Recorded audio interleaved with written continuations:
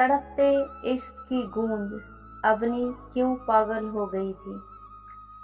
आगरा के पक्की सराय एरिया की कॉलोनी में 2 बेडरूम के छोटे छोटे घर, जिन लोगों के परिवार छोटे होते हैं उनके लिए तो ऐसे घर सही हैं, लेकिन जिनके परिवार में 8-8 लोग हों वे भला कैसे गुजारा करें। सब बड़ा घर भी तो नहीं ले सकते, इतनी महंगाई में घर का रोजमर्रा का खर्चा चलाए या बड़ा घर खरीदें।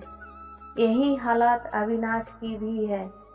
उसका एक भरा पूरा परिवार है जिसमें दादा दादी, माँ पापा, भैया भाभी, एक छोटी बहन और वह खुद, यानी घर में रहने वाले पूरे 8 जने। और बेडरूम हैं 2, एक रूम पर भैया भाभी का और दूसरे रूम पर माँ पापा का कब्जा था। कॉमन हॉल में दादा दादी और छोटी बहन सोते थे। अब रह गया अविनाश, पर उसके लिए तो जगह ही नहीं बचती थी। माँ पापा कहते थे कि वह उनके रूम में आ जाए, पर भला जवान बेटा अपने माँ बाप के कमरे में कैसे आ सकता था। खैर, एक दिन अविनाश वहाँ सोया तो रात को कुछ खुसुर फुसुर की आवाज़ें सुनाई दी। उसे लगा कि माँ पापा धीरे धीरे कुछ बात कर रहे। खैर, बात तो कोई भी हो सकती है, प्यार की या परिवार की, लेकिन उसके बाद अविनाश को अपने माँ पापा के कमरे में सोना सही नहीं लगा और अगले ही दिन उसने जीवन मंडी रोड पर बनी अपनी फैक्ट्री के मालिक से बात कर ली कि वह भी रात को फैक्ट्री में रुक जाया करेगा, ताकि उसका घर से आने जाने का समय बच जाए और बचे हुए समय में वह और ज़्यादा मेहनत करके ज़्यादा काम कर सके। मालिक ने हाँ कर दी, लेकिन बात कुछ और भी थी। अविनाश फैक्ट्री में मैनेजर की पोस्ट पर काम करने वाली अवनी से, इसलिए उसे अवनी के बराबर खुद को खड़ा करना था। अभी तो वह अवनी का रिश्ता मांगने की हिम्मत करता। दरअसल यह तब की बात है जब अवनी और अविनाश राधा वल्लभ कॉलेज में एक ही क्लास में पढ़ते थे। चलिए अब आप फ्लैशबैक में लेकर चलते हैं। अवनी एक ठीक ठाक अमीर परिवार से थी। थोड़ा हल्का सा सांवला रंग, मोटे मोटे नैन, तीखी नाक, लंबी सुराहीदार गर्दन, लंबे घने काले बाल, कद 5 फुट 4 इंच, होंठ पतले जैसे गुलाब की पंखुड़ियां हों, बड़े उभार मर्दों को न्योता देते हुए, कमर ऐसे लचकती कि कहने ही क्या। कुल मिलाकर अवनी किसी का भी दिल धड़काने के लिए। जैसे ही अवनी की कार कॉलेज के अंदर आती तो जवा दिलों की धड़कनें थम जाती।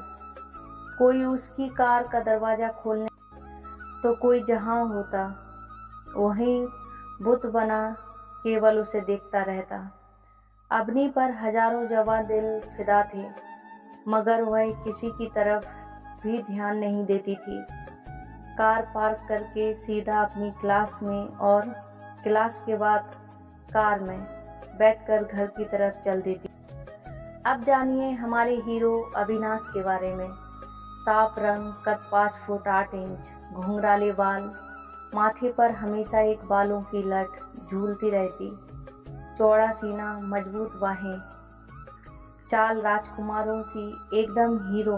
मगर वह एक पुरानी सी स्कूटी पर कॉलेज आता जाता था, साधारण परिवार का जो था। कॉलेज इसका एक ऐसा खड़ा होता है जहाँ किसी न किसी से पैच लड़ ही जाता है। मगर ये 2 महान हस्तियाँ ही ऐसी थीं जिन्हें अभी तक किसी से प्यार नहीं हुआ।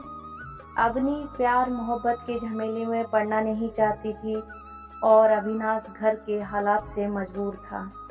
जब तक वह पढ़ लिख कर कुछ बन ना जाए तब तक किसी लड़की के बारे में सोचना भी नहीं। लेकिन इश्क कहाँ छोड़ता है जनाब। यह तो वह आग है जो बिन तेल बिन दिया बाती जलती है। आखिर दोनों को भी इस आग ने पकड़ लिया। दरअसल जहाँ से अविनाश के घर का रास्ता था वहीं कहीं रास्ते में ही अवनी का घर भी था और वे दोनों कॉलेज से अमूमन एक ही समय पर निकलते थे। एक दिन अचानक रास्ते में अवनी की कार खराब हो गई। उस पर बारिश का मौसम भी बना हुआ था। लाख रोकने पर बस या ऑटो रिक्शा नहीं रुका। इतने में अविनाश, जो अपनी स्कूटी से आ रहा था, उसे देख रुक गया और पूछा, अवनी क्या हुआ, आप यहाँ बीच रास्ते में? गाड़ी में कुछ प्रॉब्लम आ गई क्या? हाँ, मेरी कार अचानक बंद हो गई है और कोई बस या ऑटो रिक्शा भी नहीं रुक रहा। परेशान ना हो, मैं आपको घर छोड़ देता हूँ क्योंकि मौसम भी खराब है। लगता है कि थोड़ी देर में बारिश भी होने वाली है और यहाँ आसपास कोई कार मैकेनिक भी नहीं है। अगर आपको एतराज़ ना हो तो आप मेरी स्कूटी पर। अवनी को कोई और रास्ता भी नज़र नहीं आ रहा था, इसलिए वह अविनाश के पीछे स्कूटी पर बैठ गई। मगर जैसे ही उसने अविनाश को पकड़ा, मानो दोनों ने किसी बिजली के तार को छू लिया हो। सनसनी सी बनकर एक लहर दौड़ गई बदन में। उस पर बारिश भी शुरू हो गई थी। एक तो बारिश से भीगने पर बदन में कपकपाहट, उस पर आग और घी का मिलन, ज्वाला तो भड़कनी ही थी। तब से दोनों के दिलों में इश्क ने बसेरा कर लिया था, मगर मुख इश्क ने ना अवनी जवा से कुछ कह सकी, ना अविनाश इश्क कबूल कर सका। इत्तेफाक देखिए, पढ़ाई ख़त्म होने के बाद दोनों की नौकरी एक ही जूता फैक्ट्री में लग गई। हुआ यूं कि अवनी के पापा की जीवन मंडी रोड एक जूता फैक्ट्री के मालिक लवेश से अच्छी जान पहचान थी और इस वजह से उनकी बेटी अवनी को मैनेजर का पद मिल गया था। इधर अविनाश को बहुत मेहनत के बाद जानकार की सिफारिश से जीवन मंडी रोड की उसी फैक्ट्री में काम मिल गया। उसने आते ही अवनी को देखा तो हैरान रह गया। एक दूसरे को सामने देखकर दोनों का प्यार दोबारा हिलोरे लेने लगा। एक दिन अविनाश जब फैक्ट्री से छुट्टी के बाद घर जा रहा था तो रास्ते में देखा कि अवनी कार रोके खड़ी थी। मैडम, क्या हुआ, कार खराब हो गई क्या? क्या मैं आपकी कुछ मदद कर सकता हूँ? इतना सुनते ही अवनी कार से निकली और अविनाश के गले लगकर खूब रोई। अरे अवनी, क्या हुआ? सब ठीक तो है ना? जल्दी बताओ, मुझे चिंता हो रही है, अविनाश ने पूछा। अविनाश, तुम्हें अगर मेरी जरा भी परवाह होती तो इतने पत्थर दिल ना बनते, मेरे प्यार से अनजान ना रहते। क्या तुम्हारा मेरा रिश्ता एक नौकरी वजह से इतना बदल गया कि तुम मुझे ऑफिस के बाहर मैडम ही कहो? क्या मैं तुम्हारे लायक नहीं?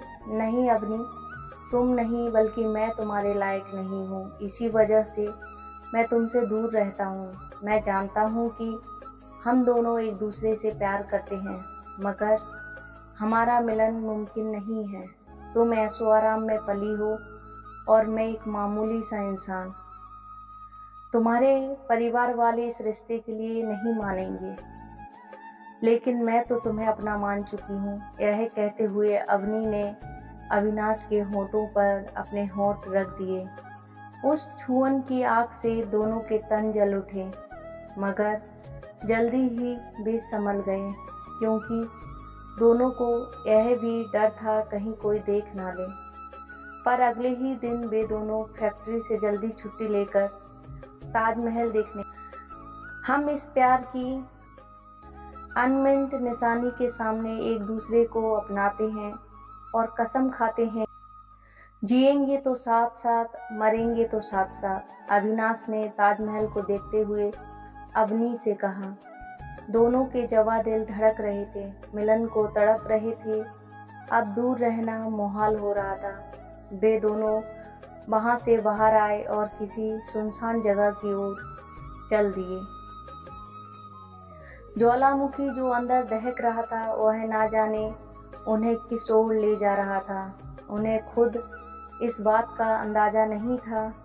एक जगह पर अवनी ने जैसे ही गाड़ी रोकी, अविनाश पिघल पड़ा, उस पर मोम के जैसे और लपेट लिया उसे अपने अंदर। अवनी भी अविनाश की बाहों की गिरफ्त में आने को छटपटा रही थी।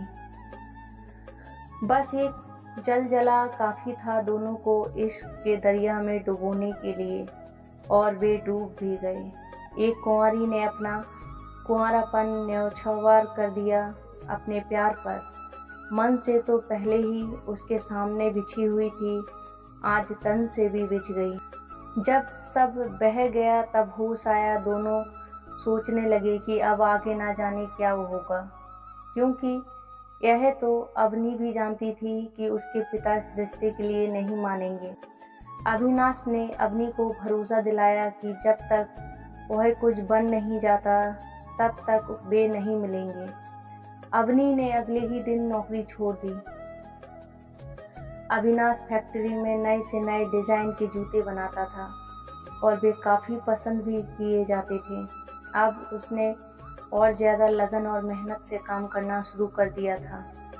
एक दिन अविनाश रात को फैक्ट्री में ही कोई नया डिज़ाइन सोच रहा था कि उसे हजात हुई, मगर जैसे ही वह बाहर निकला तो देखा कि फैक्ट्री में चारों ओर धुआं ही धुआं था। उसने जल्दी से दूसरे कमरे में सोए हुए मजदूर और चौकीदार को आवाज़ लगाई, पर दरवाज़ा अंदर से बंद होने की वजह से इतनी जल्दी आग फैल गई कि उनका बाहर निकलना मुश्किल हो गया। शोर मचाने पर आसपास के लोग आए और दमकल की गाड़ियां भी बुलाई गई, मगर अंदर जाना मुश्किल था। इसलिए फैक्ट्री की दीवार तोड़कर ही दमकल की गाड़ियां अंदर जा सकी। मगर जब तक गाड़ियां अंदर गईं तब तक सब कुछ जलकर राख हो चुका था। उन तीनों की लाशें भी कंकाल के रूप में मिली। अवनी ने यह सुना तो पागल सी हो गई। बहुत इलाज करवाया मगर वह अविनाश को भूल नहीं पाई। उसने आगरा के पागलखाने में दीवारों पर अविनाश अविनाश लिखा हुआ था। पागलखाने की दीवार में इश्क की तड़प की गूंज सुनाई देती थी। अक्सर रातों को अवनी के चीखने की आवाज़ें आती थी, कोई मेरे अविनाश को बचा लो या मुझे भी उसी आग में जला दो।